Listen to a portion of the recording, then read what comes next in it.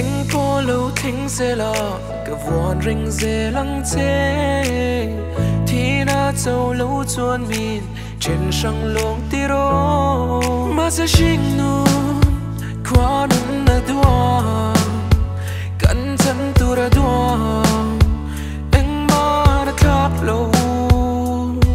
nằm mà care po cẩn thận tu ra đua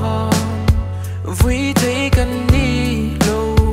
qua đây là đi xí anh suy bia ra là nghe chua min lâu qua về rồi ta chưa đến chân na ôm tô lâu anh thì chỉ lim lê lô mi cần lên anh có lâu thính sẽ là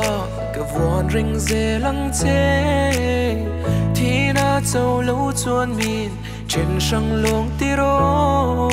nát na i đâu dấu lâu tôi xuống lên là hát phân sẽ can pan nè đã trong trai cái tiếng chỉ na i đâm nan mà sẽ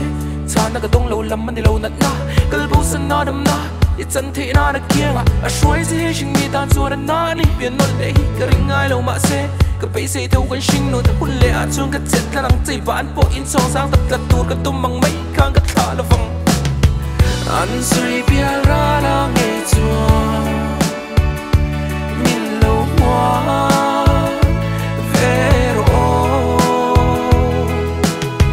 ta chưa đến chân na ôm tô lâu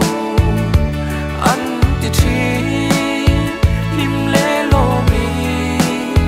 cần lên tua qua nụ ruột dê li lấy xí